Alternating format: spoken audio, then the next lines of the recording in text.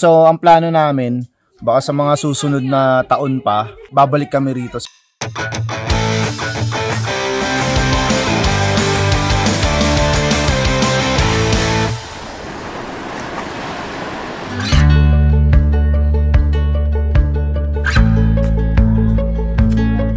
Yo, what's up? Dito tayo ngayon sa Slab House para mag-relax. Dito yan sa Bukod, Benguet. At samahan nyo kami. Ano ba yung mga activities pwede natin gawin dito? Yung thank you!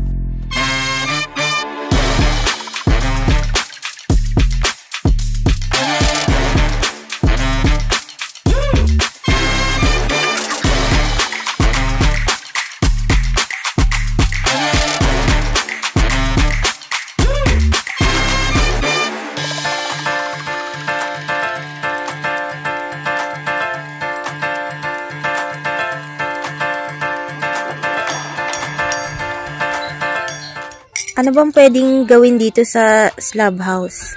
Pwede kayo magkape. Kompleto rito. May lutuan. Magdadala na lang kayo ng pagkain. Basta lutuan, meron na. Lahat ng mga gamit. Meron dito mga higaan. May tent.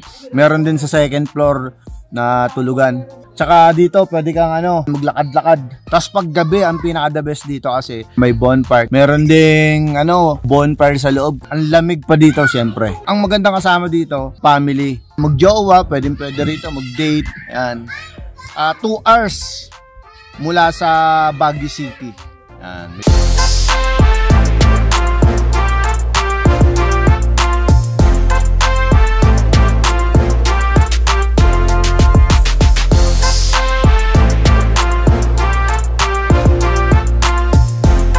Ayun, kung gusto nyong magdala ng tent, pwede rin. Tapos pwede rin kayong magtayo ng tent dito sa paligid. Pwede kayong uminom ng mga paborito nyong soft drinks. Hey, soft drink! Sound trip, mga paborito nyong song, mga ganun.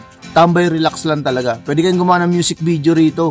Ang matutawa rito, mga bata, kasi malamig. Ayun, pine tree. Pakita ko yung pine tree natin.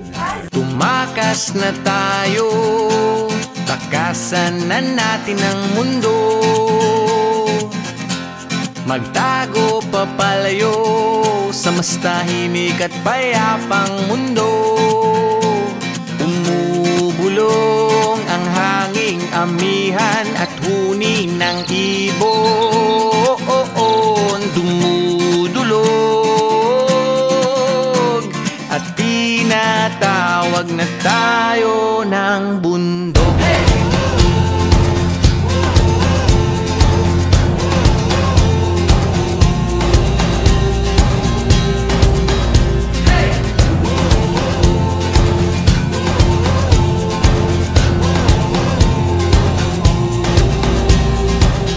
Hindi mababayaran yung experience dito sa Slab House. Halika rito! Anong masasabi mo? At saka anong mga ginawa mo?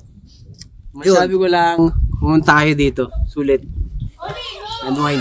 Super. Bayad to. Gusto sana namin dito 1 week. Sarap sana. Kaso, yun nga. Akit pa aming pulag mamaya. Yo! Andito tayo sa Mount Pulag para kumain ng lumpia. Sobrang ganda dito sa Slab House. Malamig siya pero pagdating mo sa loob, makapal naman yung bahay. May signal din dito. May piso wifi pa nga sa taas eh. Tsaka malapit lang yung parking. First time namin dito. Sobrang saya pala. So babalik kami soon.